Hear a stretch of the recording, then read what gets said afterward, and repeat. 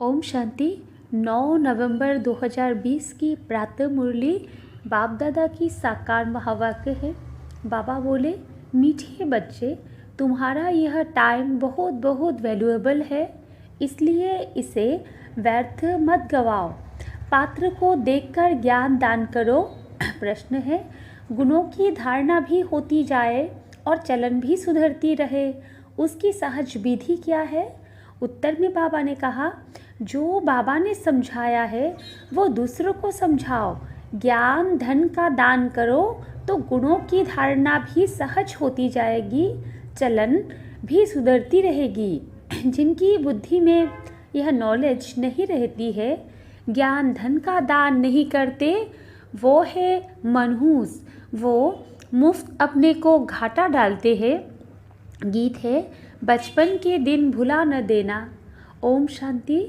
मीठे मीठे बच्चों ने गीत सुना, अर्थ तो अच्छी रीति समझा। हम आत्मा है और बेहद बाप के बच्चे हैं, यह भुला न दो।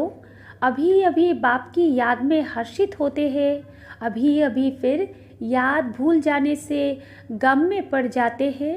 अभी अभी जीते हो, अभी अभी मर पड़ते हो, अर्थात अभी अभी बेहद के बाप के बनते हो, अभी अभी फिर जिस्मानी परिवार तरफ चले जाते हो। तो बाप कहते हैं, आज हंसे कल रो न देना। यह हुआ गीत का अर्थ। तुम बच्चे जानते हो, बहुत करके मनुष्य शांति के लिए ही धक्का खाते हैं, तीर्थ यात्रा पर जाते हैं। ऐसे नहीं कि धक्का खाने से कोई शांति मिलती है। यह एक ही संगम योग है। जब बाप आकर समझाते हैं, पहले पहले तो अपने को पहचानो, आत्मा है ही शांत स्वरूप, रहने का स्थान भी शांति धाम है। यहाँ आती है तो कर्म ज़रूर करना पड़ता है। जब अपने शांति धाम में है तो शांत है। सतयोग में भी शांति रहती है, सुख भी है, शांति भी है। शांति धाम को सुखधाम नहीं कहेंगे। जहाँ सुख है उसे सुखधाम, जहाँ दुख है उसे दुखधाम कहेंगे। यह सब बातें तुम समझ रहे हो। यह सब समझाने के लिए कोई को सम्मुख ही समझाया जाता है। प्रदर्शनी में जब अंदर घुसते हैं तो पहले पहले बाप का ही परिचय देना चाहिए। समझाया जाता है, आत्माओं का बाप एक ही है, वही गीता का भगवान है, बाकी यह सब आत्माएं हैं। आत्मा शरीर छोड़ती और लेती है, शरीर के नाम ही बदलते हैं, आत्मा का नाम नहीं बदलता। तो तुम बच्चे समझा सकते हो, बेहद के बाप से ही सुख का वर्षा मिलता है। बाप सुख की सृष्टि स्थापन करते हैं, बाप दुख की सृष्टि रचे, ऐसा तो होता नहीं। भारत में लक्ष्मी नारायण का राज्य था ना, चित्र भी है। बोलो, यह सुख का वर्षा मिलता है। अगर कहे यह तो तुम्हारी कल्पना है तो एकदम छोड़ देना चाहिए। कल्पना समझने वाला कुछ भी समझेगा नहीं। तुम्हारा टाइम तो बहुत वैल्यूएबल है। इस सारी दुनिया में तुम्हारे जितना वैल्यूएबल टाइम कोई का है नहीं। बड़े बड़े मनुष्य का टाइम वैल्यूएबल होता है, बाप का टाइम कितना वैल्यूएबल है। बाप समझा कर क्या से क्या बना देते हैं। तो बाप तुम बच्चों को ही कहते हैं कि तुम अपना वैल्यूएबल टाइम मत गवाओ। नॉलेज पात्र को देखकर ही दो। पात्र को समझाना चाहिए। सब बच्चे तो समझ नहीं सकते, इतनी बुद्धि नहीं जो समझे। पहले पहले बाप का परिचय देना है। जब तक यह नहीं समझते कि हम आत्माओं का बाप शिव है तो आगे कुछ भी नहीं समझ सकेंगे। बहुत प्यार नम्रता से समझाकर रवाना कर देना चाहिए, क्योंकि आसुरी संप्रदाय झगड़ा करने में देरी नहीं करेंगे।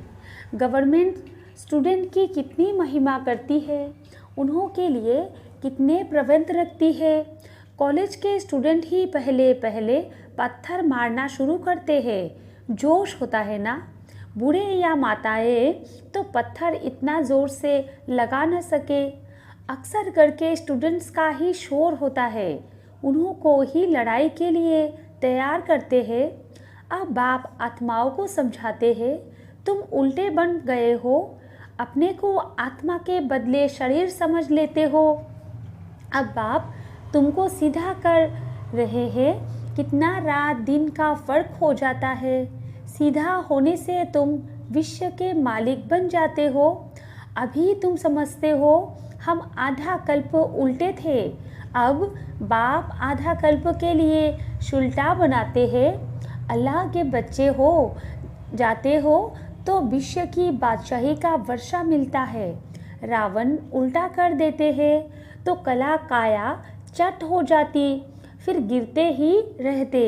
राम राज्य और रावण राज्य को तुम बच्चे जानते हो।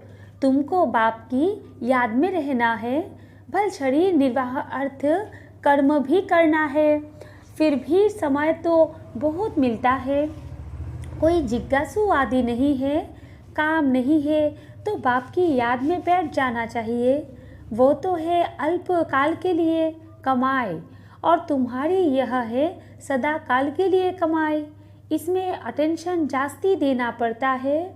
माया घड़ी घड़ी और तरफ ख्यालात को ले जाती है। यह तो होगा ही, माया भुलाती रहेगी।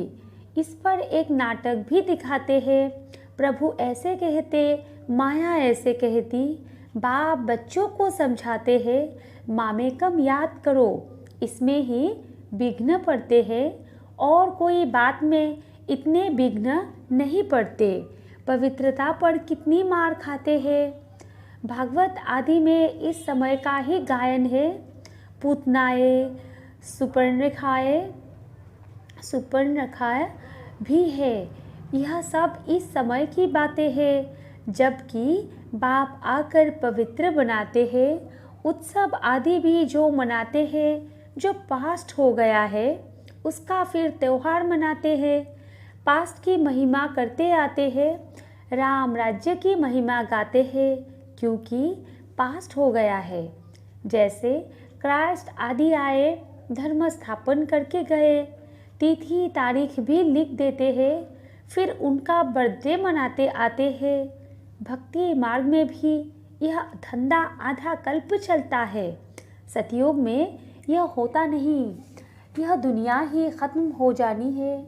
यह बातें तुम्हारे में भी बहुत थोड़े हैं जो समझते हैं। बाप ने समझाया है, सब आत्माओं को अंत में वापस जाना है। सब आत्माएं शरीर छोड़ चली जाएगी। तुम बच्चों की बुद्धि में है, बाकी थोड़े दिन है, अब फिर से यह सब विनाश हो जाना है। सतयुग में सिर्फ हम ही जाएंगे, सभी आत्माएं तो नहीं आएंगे। जो कल्प पहले आए थे वही नंबरवार आएंगे, वही अच्छी रीति पढ़कर और पढ़ा भी रहे हैं। जो अच्छा पढ़ते हैं वही फिर नंबरवार ट्रांसफ़र होते हैं। तुम भी ट्रांसफ़र होते हो, तुम्हारी बुद्धि जानती है। जो आत्माएं हैं सब नंबरवार वहाँ शांति धाम में जाकर बैठेंगी, फिर नंबरवार आती रहेंगी। बाप फिर भी कहते हैं, मूल बात है बाप का परिचय देना। बाप का नाम सदैव मुख में हो। आत्मा क्या है, परमात्मा क्या है, दुनिया में कोई भी नहीं जानते। भल गाते हैं, भ्रुकुटी के बीच चमकता है अजब सितारा। बस जास्ती कुछ नहीं समझते। सो भी यह ज्ञान बहुत थोड़ों की बुद्धि में है। घड़ी घड़ी भूल जाते हैं। पहले पहले समझाना है, बाप ही पतित पावन है। वर्षा भी देते हैं, शहंशाह बनाते हैं। तुम्हारे पास गीत भी है। आखिर वो दिन आया आज, जिसका रास्ता भक्ति मार्ग में बहुत तकते थे। द्वापर से भक्ति शुरू होता है, फिर अंत में बाप आकर रास्ता बताते हैं। कयामत का समय भी इनको कहा जाता है। आसुरी बंधन का सब हिसाब किताब चुक्त कर फिर वापस चले जाते हैं। 84 जन्मों के पाठ को तुम जानते हो, यह पाठ बजता ही रहता है। शिव जयंती मनाते हैं तो ज़रूर शिव आया होगा, ज़रूर कुछ किया होगा, वही नई दुनिया बनाते हैं। यह लक्ष्मी नारायण मालिक थे, अब नहीं है। फिर बाप राजयोग सिखलाते हैं, यह राजयोग सिखाया था, तुम्हारे सिवाय और कोई के मुख में आ नहीं सकेगा, तुम ही समझा सकते हो। शिव बाबा हमको राजयोग सिखला रहे हैं। शिवोहम का जो उच्चारण करते हैं वो भी रॉन्ग है। तुमको अब बाप ने समझाया है, तुम ही चक्र लगाए ब्राह्मण कुल से देवता कुल में आते हो। सो हम सो का अर्थ भी तुम समझा सकते हो। अभी हम ब्राह्मण हैं, यह 84 का चक्र है। यह कोई मंत्र जपने का नहीं है, बुद्धि में अर्थ रहना चाहिए। वो भी सेकंड की बात है। जैसे बीज और झाड़ सेकंड में सारा ध्यान में आ जाता है, वैसे हम सो का राज भी सेकंड में आ जाता है। हम ऐसे चक्र लगाते हैं जिसको स्वदर्शन चक्र भी कहा जाता है। तुम किसको कहो हम स्वदर्शन चक्रधारी है तो कोई मानेंगे नहीं, कहेंगे यह तो सब अपने ऊपर टाइटल रखते हैं। फिर तुम समझाएंगे कि हम 84 जन्म कैसे लेते हैं। यह चक्र फिरता है, आत्मा को अपने 84 जन्मों का दर्शन होता है। इसको ही स्वदर्शन चक्रधारी कहा जाता है। पहले तो सुनकर चमक जाते हैं, यह फिर क्या गोपुरा लगाते हैं। जब तुम बाप का परिचय देंगे तो उनको गपुरा नहीं लगेगा। बाप को याद करते हैं, गाते भी हैं, बाबा आप आएंगे तो हम वाड़ी जाएंगे, आपको ही याद करेंगे। बाप कहते हैं, तुम कहते थे ना, अभी फिर तुमको याद दिलाता हूँ, नष्ट मोहा हो जाओ, इस देह से भी नष्ट मोहा हो जाओ। अपने को आत्मा समझ मुझे ही याद करो तो तुम्हारे विकर्म विनाश हो जाए। यह मीठी बात सबको पसंद आएगी। बाप का परिचय नहीं होगा तो फिर किस न किस बात में संशय उठाते रहेंगे। इसलिए पहले तो 2-3 चित्र आगे रख दो जिसमें बाप का परिचय हो। बाप का परिचय मिलने से वर्षे का भी मिल जाएगा। बाप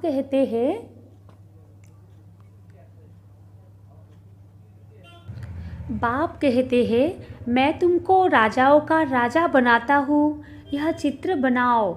डबल सिरताज राजाओं के आगे सिंगल सिरताज वाले माथा टेकते हैं। आप ही पुजारी का भी राज समझ में आ जाए। पहले बाप की पूजा करते हैं, फिर अपने ही चित्रों की बैठ पूजा करते हैं। जो पावन होकर गए हैं उनका चित्र बनाए बैठ पूजते हैं। यह भी तुमको अभी ज्ञान मिला है। आगे तो भगवान के लिए ही कहते थे, आप ही पूज्य, आप ही पुजारी। अब तुमको समझाया गया है, तुम ही इस चक्र में आते हो। बुद्धि में यह नॉलेज सदैव रहती है और फिर समझाना भी है। धन दिए धन न खूटे। जो धन दान नहीं करते हैं उनको मनहूस भी कहते हैं। बाप ने जो समझाया है वो फिर दूसरों को समझाना है। नहीं समझाएंगे तो मुफ्त अपने को घाटा डालेंगे। गुण भी धारण नहीं होंगे, चलन ही ऐसी हो जाएगी। हर एक अपने को समझ तो सकते हैं ना। तुमको अब समझ मिली है, बाकी सब है बेसमझ। तुम सब कुछ जानते हो। बाप कहते हैं, इस तरफ है देवी संप्रदाय, उस तरफ है आसुरी संप्रदाय। बुद्धि से तुम जानते हो अभी हम संगम युग पर है। एक ही घर में एक संगम युग का, एक कलयुग का, दोनों इकट्ठे रहते हैं। फिर देखा जाता है हंस बनने लायक नहीं है तो युक्ति रची जाती है, नहीं तो विघ्न डालते रहेंगे। कोशिश करनी है आप समान बनाने की, नहीं तो तंग करते रहेंगे। फिर युक्ति से किनारा करना पड़ता है, विघ्न तो पड़ेंगे। ऐसी नॉलेज तो तुम ही देते हो। मीठा भी बहुत बनना है, नष्ट मोहा भी होना पड़े। एक विकार को छोड़ा तो फिर और विकार खिटखिट मचाते हैं। समझा जाता है जो कुछ होता है कल्प पहले मुआफिक, ऐसे समझ शांत रहना पड़ता है। भाभी समझी जाती है, अच्छे अच्छे समझाने वाले बच्चे भी गिर पड़ते हैं, बड़ी जोर से चमाट खा लेते हैं।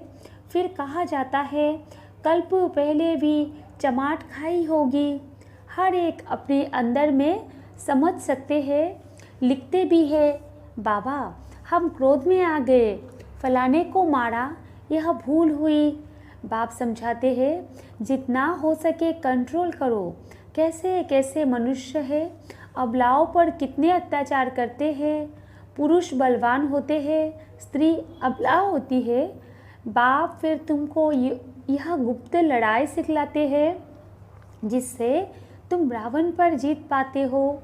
यह लड़ाई कोई की बुद्धि में नहीं है, तुम्हारे में भी नंबरवार है जो समझ सकते हैं।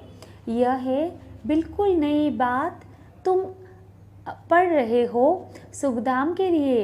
यह भी अभी याद है, फिर भूल जाएंगे। मूल बात है ही याद की यात्रा, याद से हम पावन बन जाएंगे। अच्छा, मीठे मीठे सिकिलदे बच्चों प्रति माता पिता बाप दादा का याद प्यार और गुड मॉर्निंग।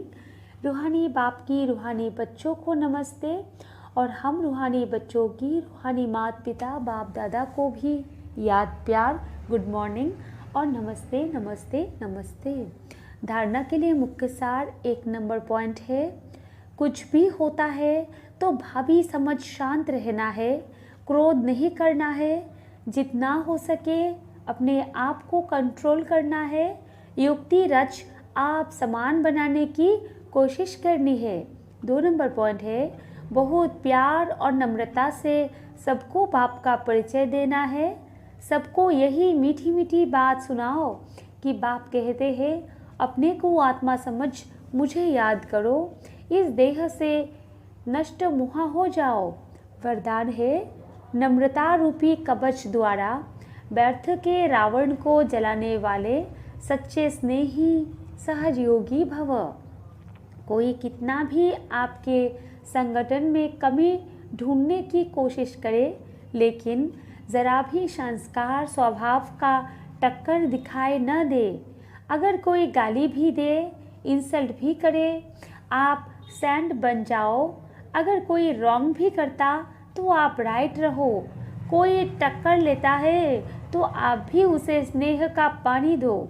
यह क्यों, ऐसा क्यों, यह संकल्प करके आग पर तेल नहीं डालो। नम्रता का कवच पहनकर रहो। जहाँ नम्रता होगी वहाँ स्नेह और सहयोग भी अवश्य होगा। स्लोगन है, मेरेपन की अनेक हद की भावनाएं एक मेरे बाबा में समा दो। अच्छा, ओम शांति।